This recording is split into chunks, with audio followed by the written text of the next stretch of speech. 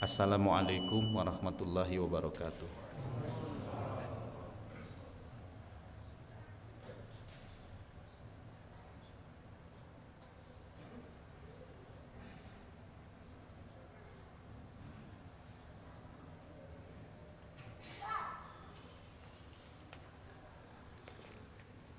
Innal hamdalillah nahmaduhu wa nasta'inuhu wa nastaghfiruh wa na'udzu billahi min sururi anfusina wa min sayyiati a'malina may yahdihillahu fala mudhillalah wa may yudlilhu fala hadiyalah.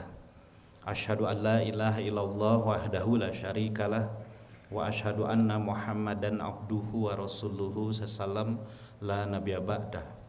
Usikum bitaqwallah faqad fazal muttaqun. Ya ayyuhalladzina amanu ittaqullah haqqa tuqatih wa la tamutunna illa wa antum muslimun wattaqullah wal tanzur nafsun ma qaddamat lighat wattaqullah innallaha khabirum bima ta'malun. Qala Allah ta'ala fi kitabihil karim a'udzubillahi minasyaitonir rajim. Bismillahirrahmanirrahim. Walawit taba'al haqqu ahwa'ahum la fasadatis samawati wa fil ard wa man fihin bal atainahum bidzikrihim fahum an dzikrihim mu'ridun. Sadaqallahul azim. Ikhwan sidang Jumat rahimakumullah, alhamdulillah segala puja dan puji syukur sudah sepantasnya terus kita panjatkan di Allah Subhanahu wa taala, karena terbukti Allah juga masih terus memberi banyak nikmat pada kita sampai hari ini. Di tengah ujian-ujian yang terus Allah datangkan, kalau kita hitung-hitung nikmat Allah tentu jauh lebih besar dibandingkan dengan ujian-ujian Allah datangkan. Karena itu tidak ada alasan untuk tidak bersyukur pada Allah Subhanahu wa taala. Nikmat sehat, nikmat usia, nikmat kehidupan, nikmat bisa menjalankan ibadah berjamaah di tengah perintah ibadah yang lain yang Allah perintahkan pada kita. Dan tentu saja nikmat yang paling besar adalah iman dan Islam. Salawat serta salam sudah tercurah pada Nabi kita Nabi Muhammad SAW, panutan kita, contoh abadi kita hingga akhir zaman. Ikhwan rahimakumullah, membahas ayat Al-Quran, Al-yauma akmaltu lakum dinakum wajmamtu alaikum ni'mati waraditu lakumul islam madina. Dr. Muhammad Sin Abdullah menjelaskan bahwa Islam itu agama terakhir. Islam itu agama mutakhir, agama yang paling modern gitu. Kenapa? Karena di ayat itu jelas Allah menjelaskan seperti itu. Al-yauma, di hari akmaltu lakum dinakum, aku sempurnakan bagi kamu din kamu. Wa atmamtu alaikum ni'mati, dan aku limpahkan nikmat kepada kamu. Wa raditu lakumul islam madina, dan aku ridhoi Islam itu sebagai din bagimu gitu. Ya, sehingga beliau menyampaikan bahwa kalau manusia berpaling dari Islam pasca diutusnya Rasulullah SAW, maka manusia hanya akan kembali kepada kejahiliahan. Kenapa? Karena din yang paling modern, yang paling terakhir yang Allah turunkan itu adalah Islam. Tidak ada lagi din yang setelah itu gitu yang Allah turunkan itu. Kalaupun manusia hari ini mencari tata cara hidup selain Islam gitu, pertama pasti manusia hanya akan kembali kepada kejahiliahan. Yang kedua, tidak akan lebih baik dibandingkan dengan Islam apa yang mereka lakukan itu gitu. Jadi kalau berharap hidup lebih baik tapi kemudian kita meninggalkan Islam gitu sebagai jalan hidup, ya nggak akan mungkin, hanya ilusi saja gitu. Nggak akan dapat apa-apa dari aturan hidup yang lain selain Islam itu. Yang ketiga, ditolak oleh Allah Subhanahu wa taala. Yang keempat, dosa. Jadi nauzubillah min dzalik tsumma nauzubillah. Ya, hari ini atas nama modernitas orang kemudian bicara tentang homoseksual, menganggap bahwa homoseksual itu adalah modern. Lalu tiba-tiba orang banyak yang mengikuti arus gaya hidup seperti itu karena dianggap inilah yang paling mutakhir gitu. Padahal begitu kita lihat Al-Quran, itu adanya zaman Lut, jauh sebelum Rasulullah SAW, dan itu sudah terlaknat gitu. Luton isqala liqaumihi atatuna al-fahisata ma sabaqahum biha min ahadin min alamin atatuna rijala syahwatan min dunin nisa wa antum qaum musyrifun. Lut mengatakan pada kaumnya, apa kamu melakukan kedosaan yang sangat besar gitu ya, maksiat yang besar yang belum pernah dilakukan oleh makhluk manapun di muka bumi ini gitu. kamu mendatangi laki-laki dengan penuh hasrat, sementara tidak ketika mendatangi wanita. Kamu kaum yang sangat sesat gitu ya, sangat bebal gitu.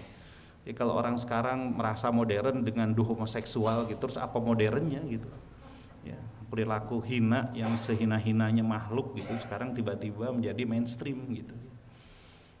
Ini menunjukkan bahwa ketika orang berpaling dari Islam, maka dia hanya kembali kepada perilaku-perilaku jahiliyah. Sehingga Al-Quran itu menanyakan, afa hukmal jahiliyati yabghun, apakah aturan-aturan hidup jahiliyah ini yang tidak dicari gitu, yang nggak dibangga-banggakan gitu. Kalau sekarang kita lihat budaya erotis di mana-mana, bahkan menyerang kita dengan pornografi, porno aksi lewat gadget dan sebagainya, dan kita nggak bisa berpaling sama sekali gitu hari ini. Setiap mata itu sudah terhantui oleh yang seperti itu kan budaya orang sebelum Islam gitu. Perempuan-perempuan Arab itu ada perempuan-perempuan yang cantik dengan tubuh yang bagus-bagus, mereka terbiasa dengan budaya erotis itu, menari-nari di hadapan laki-laki gitu. Tapi dengan datangnya Islam, mereka diperintahkan yudnina alaihina min jalabibihina, panjangkan jilbab-jilbabnya, yudribna bihurumihina ayjubihina, panjangkan kerudungnya sampai menutup dada. Tertutup mereka setelah menerima Islam. Jadi kalau sekarang tiba-tiba begitu buka gadget, porno semua yang muncul di gadget kita apa hebatnya gitu. Lalu kita merasa kita adalah orang modern gitu. Nah, kita hanya kembali ke zaman-zaman jahiliyah di mana kemudian wanita itu jadi eksploitasi seksual saja gitu, tidak lebih dari itu gitu. Inilah kenyataannya, ikhwan rahimakumullah. Jadi Muhammad Abdullah mengatakan bahwa ketika manusia meninggalkan Islam dalam bentuk apapun gitu, dia hanya akan lari kepada kejahiliahan. Tidak mungkin dia kembali menjadi orang yang hebat gitu kalau meninggalkan Islam. Kenapa? Karena Islam dijadikan oleh Allah sebagai din terakhir yang Allah turunkan bagi umat manusia. Dia paling modern gitu ya. Walaupun diturunkan pada masa Rasulullah, tetapi dia berlaku ila yaumil qiyamah. Mujizatnya pun sampai hari kiamat nanti, terus menantang manusia gitu. Lalu Muhammad SAW mengatakan kalau mencari din saya pasti gak akan lebih baik dari Islam, apa yang dicari oleh manusia itu gitu. Ya, hari ini orang gandrung dengan demokrasi dari rakyat, oleh rakyat, untuk rakyat yang mana sih yang bisa buat hukum tuh gitu. Apa sehebat itu kepala kita sehingga bisa menggantikan hukum-hukum Allah gitu, merasa kita tuh hebat gitu. Padahal untuk ngatur diri sendiri aja kita gak sanggup, apalagi ngatur orang lain gitu. Pada Islam datang dengan seperangkat aturan syariat untuk mengatur semua aspek kehidupan manusia gitu. Lalu kita merasa bahwa ada angin surga nih yang namanya demokrasi nih, keren banget gitu. Ya. Lalu kita lupa bahwa syariat itu dibawa oleh Rasulullah, sementara demokrasi itu dibawa oleh Montesquieu yang mungkin sholat-sholat aja enggak gitu, tapi digugu gitu oleh kita. Ya. Jadi apa yang diharapkan dari pola kehidupan seperti itu gitu? Ya hari ini standar kebenarannya jadi nggak jelas kan, mana standar kebenaran itu. Sementara dalam Islam sederhana sekali, al-haqqu mir rabbik fala takunanna minal mumtarin. Standar kebenarannya itu adalah apa yang datang dari Allah. Bahkan fa in tanaza'tum fi syai'in, kalau kalian berselisih tentang sebuah perkara, farudhu ila Allah wa rasul. Standarnya jelas, hukum-hukum Allah dan Rasulnya gitu. Kan lebih mudah, lebih ringan gitu. Jadi pencarian orang terhadap tata cara hidup dalam bentuk apapun, tapi meninggalkan Islam, dia hanya akan kembali pada kejahiliahan. Yang kedua, tidak mungkin hidup ini akan jadi lebih baik dengan aturan yang dibuat oleh manusia yang sekarang dicari itu gitu. Yang ketiga, iman rahimakumullah, tertolak. Karena Allah menyampaikan, wa may yabtaghi ghairal islam madinan fala yuqbala minhu wa huwa fil akhirati minal khasirin. Orang yang mencari tata cara hidup selain Islam itu tidak akan diterima oleh Allah tata cara hidup itu gitu. Jadi bisa kita bayangkan, kita beramal, kita beraktivitas, tapi di luar Islam amal-amal kita itu, lalu kita merasa bahwa kita sudah beramal sebaik-baiknya gitu. Padahal Allah mengatakan fala yuqbala minhu, enggak diterima amal-amalnya itu. Ini kan sebagaimana orang-orang jahiliyah dulu, Pak. Orang-orang jahiliyah itu ketika mereka membuat patung Lata dan Uzza dengan semua kemampuan mereka, mereka menganggap mereka sudah mempersembahkan yang terbaik gitu. Mereka GR seolah itulah amal terbaik mereka ketika mereka bisa bikin masterpiece namanya Lata dan Uzza gitu. Dari barang-barang terhebat yang mereka kumpulkan. Lalu setelah itu mereka sembah, mereka menyebut inilah kerja terbaik kami. Tapi apa kata Al-Quran? Kul hal nunabbiukum bil akhsarina a'malan alladzina dhalla sa'yuhum fil hayatid dunya wa hum yahsabuna annahum yusuna sun'a, gitu sampai begitu. Wahai Muhammad, endakkah aku beritahukan pada kamu orang-orang yang paling rugi amalnya? Khasirun itu kan rugi, ahsaru itu paling rugi amalnya. Siapa mereka? Alladzina dhalla sa'yuhum fil hayatid dunya. Sa'anya dhalla, sesat gitu. Effortnya salah. Enggak ngikutin Islam effortnya itu gitu. Wahum yahsabuna annahum yusuna sun'a, sementara mereka menganggap bahwa mereka sudah melakukan yang terbaik gitu. Sun'a itu kan hasilnya, masterpiece-nya. Oh ini Lata dan Uzza, ini terbaik, kemudian mereka sembah gitu. Tapi kata Allah sama sekali nggak berguna yang seperti itu. Kenapa? Karena tidak dilandasi pada akidah dan tidak dilandasi pada syariah, tertolak dia gitu. Maka dikatakan ulaikal ladzina kafaru bi ayati rabbihim wa liqa'ih fahbitat a'maluhum. Bayangkan, sampai dikatakan gugur amal-amalnya. Fala nuqimul lahum yaumal qiyamati wazna. Enggak ada timbangan amal sama sekali di akhirat nanti. Kenapa? Karena tertolak gitu. Disinilah harus hati-hati kita, Pak, dalam beramal itu, Pak. Karena itu para ulama kita kan memberikan kaidah usul fikih itu al aslu fi af'alul ibad at-taqayyud bi ahkami syar'iyyati. Hukum asal perbuatan manusia itu harus selalu terikat dengan hukum-hukum syariat Islam. Enggak boleh lepas dari itu. Kenapa? Karena kalau lepas dari itu gak diterima oleh Allah. Padahal kita sudah beramal. Orang mencari nafkah untuk anak istrinya, pasti dia menyangka bahwa dia mempersembahkan yang terbaik itu untuk anak istrinya, berharap nanti di akhirat itu jadi tabungan amalnya. Tapi ketika kejahatan-kejahatan keuangan dia lakukan, riba masuk juga dalam keuangannya, terus bagaimana mau diterima oleh Allah? Jadi para koruptor jangan kemudian merasa bahwa GR, bahwa Anda sudah mempersembahkan terbaik pada Allah, pada keluarga Anda. Enggak, sama sekali nggak diterima oleh Allah gitu. Kenapa? Karena dola saanya gitu. Amalnya tuh sesat gitu, nggak mengacu pada akidah dan syariat. Bahkan fala nuqimul yaumil qiyamati wazna, nggak ada timbangan amal sama sekali kan. Celaka, Pak, kita sudah bertahun-tahun mencari nafkah untuk anak istri dengan semua kemampuan kita, dengan semua letih lelah kita, begitu berhadapan dengan Allah gagal kamu jadi manusia kan. Na'udzubillah min dzalik tsumma na'udzubillah. Bahkan dikatakan dzalika jazaohum jahannamu. Yang keempat, mengatakan bahwa mengambil aturan hidup selain Islam ya berdosa di hadapan Allah. Maka dikatakan dzalika jazaohum jahannamu bima kafaru wa takhazu ayati rasul huzwa. Balasannya hanya dapat neraka jahanam. Jadi bisa kita bayangkan, ikhwan rahimakumullah. Karena itu kehati-hatian itu harus jadi bagian dari hidup kita. Kenapa? Karena boleh jadi amal-amal kita tidak diterima sama sekali oleh Allah Subhanahu wa taala, sementara kita GR bahwa kita sudah beramal sebaik-baiknya. Nauzubillahi min dzalik tsumma nauzubillah. Karena itu Muhammad Sain Abdullah menjelaskan dalam kitabnya itu nggak layak bagi seorang muslim dia mengatakan ada satu aspek dalam kehidupannya yang lepas dari hukum-hukum Islam gitu. Jadi ada amal yang bebas nilai itu sama sekali nggak layak. Kenapa? Karena Islam datang untuk litibyana likulli syai'in, menjelaskan tiap segala sesuatu dan mengikat amal-amal kita sehingga amal itu menjadi amal soleh ketika terikat dengan Islam. Barakallahu li wa lakum.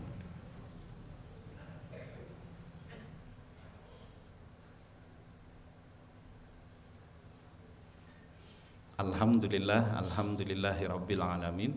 Assalatu wassalamu ala sayyidil mursalin wa ala alihi wa sahbihi wa man da'a bida'watihi ila yaumidin. Asyhadu an la ilaha illallah wahdahu la syarikalah wa asyhadu anna Muhammadan abduhu wa rasuluhu sallam la nabiyya ba'da. Usikum bitaqwallah faqad fazal muttaqun. Ya ayyuhalladzina amanu ittaqullah haqqa tuqatih wa la tamutunna illa wa antum muslimun wa taqullah wal tanzur nafsun ma qaddamat lighat wa taqullah innallaha khabirun. Tata kelola sumber daya alam.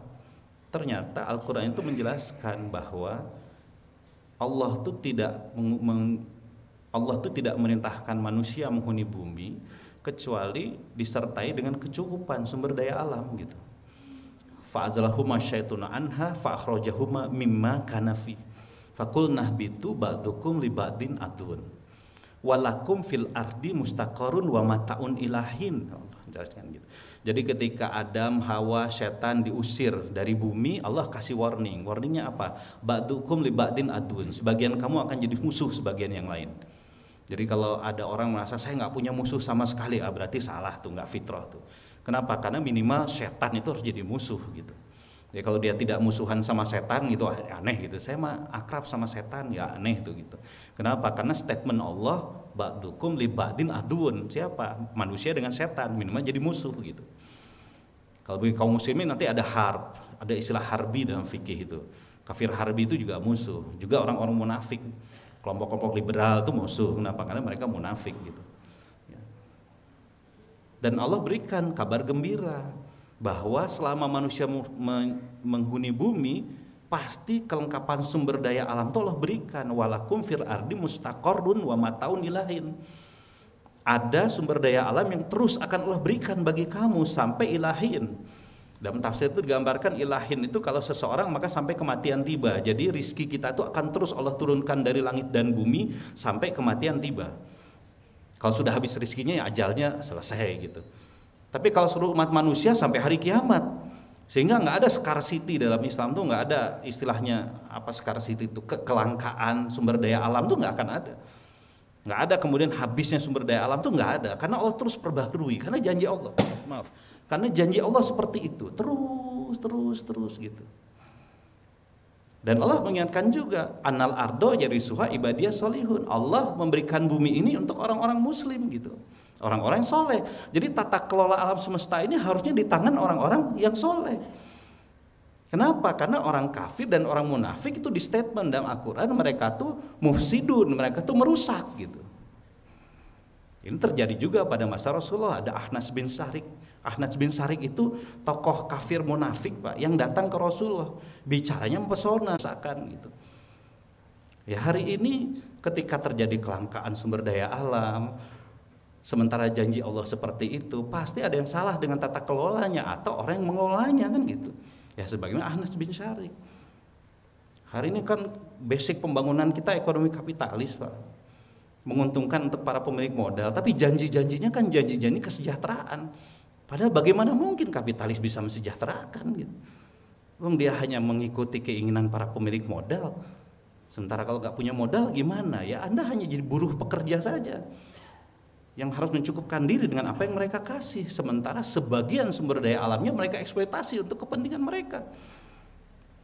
Ya Anda bisa lihat sekarang bagaimana para pemilik modal tuh gaya hidupnya luar biasa gitu. Sampai mereka sedang berusaha untuk bisa hidup di Mars. Biayanya luar biasa. Sementara di tempat lain orang untuk makan saja susah gitu. Artinya kan bukan sumber daya alam yang tidak ada. Sumber daya alamnya penuh Allah berikan buat kita sampai hari kiamat. Tata kelolanya yang menyimpang gitu. Yang kapitalistik dan ini yang menghancurkan. Sehingga ketika kita meninggalkan Islam hari ini, lalu kita apply ekonomi kapitalis dalam ekonomi kita, apa sih yang kita dapat? Sumber daya alam kita habis, diambil orang semuanya. Sementara kita harus bayar mahal hanya untuk sumber daya alam yang memang ada di negeri kita sendiri. Kan aneh gitu. Sementara Allah mengingatkan al-muslimuna suraka'u fi thalathin. Al-ma'u wa kala'u wan nar wa thamanuhu haramun. Kaum muslimin itu punya hak atas 3 hal. Sumber daya air, sumber daya energi, dan sumber daya hutan. Harganya haram, nggak boleh dijual kepada kaum muslimin. Kenapa? Karena ini haknya kaum muslimin. Dalam terminologi hukum Islam, ekonomi Islam namanya milikatu ammah, kepemilikan publik. Tidak boleh diswastanisasi, nggak boleh diserahkan kepada orang per orang. Kenapa? Karena dibutuhkan oleh kaum muslimin. Suatu saat, Iwan rahimakumullah, Rasulullah memberikan padang garam kepada Abyad bin Hamal. Diambil sama Abyad, tapi kemudian diingatkan oleh seseorang pada Rasulullah, la adri, Rasul tahu nggak apa yang kamu berikan kepada Abyad ini? Kamu memberikan sesuatu kalmatil adi, karena ini kebutuhan masyarakat. Nah ini kan tata kelola sumber daya alam yang diajarkan oleh Allah dan Rasulnya. Sekarang itu kita tinggalkan, lalu kemudian kita ambil tata kelola yang kapitalistik, ya hancur semuanya. Karena Allah mengingatkan, walawit taba'al haqqu ahwa'ahum la fasadatis samawati wal ardu wa man fihi bal atainahum bi zikrihim fahum an zikrihim mu'ridun. Wayahna kalau kebenarannya mengikuti hawa nafsu manusia, hasrat gitu, sekuler, liberal, kapitalis gitu ya, pasti rusak langit dan bumi dan segala yang ada di dalamnya. Allah sudah menurunkan kebanggaan, apa itu? Syariat. Fahum an zikrihim mu'ridun, tapi berpaling kita dari syariat. Nauzubillah min dzalik, summa nauzubillah. Karena itu ikhwan rahimakumullah, mudah-mudahan dalam kesempatan yang sempit ini, kesempatan yang mulia ini, terbuka mata hati kita bahwa Islam adalah agama yang paling modern dan adalah yang paling baik karena datang dari Allah Subhanahu wa taala. Meninggalkan Islam, kita hanya dapat ilusi kesejahteraan, tapi yang kita temui adalah kerusakan-kerusakan. Nauzubillah min dzalik, tsumma nauzubillah. Marilah kita berdoa, kita berhala adwihim wa adwika wa adwidin ya Allah, minal kufar minal munafikin. Wangsurna ya Allah, wangsurna muslimina fi Indonesia ya Allah. Wangsurna ala adwina wa adwika wa adwidin ya Allah, minal kufar minal munafikin ya Allah. Rabbana hablana min aswajina wa zurriyatina qurrata a'yun waj'alna lil muttaqina imaman. Rabbis alni muqimas sholati wa min zurriyati. Rabbana wa taqabbal du'a. Rabbana atina fid dunya hasanah wa fil akhirati hasanah wa qina adzabannar. Ibadallah, innallaha ya'muru bil adli wa ihsan qurba wa yanha 'anil fahsya'i wal munkar wa baghi ya'izukum.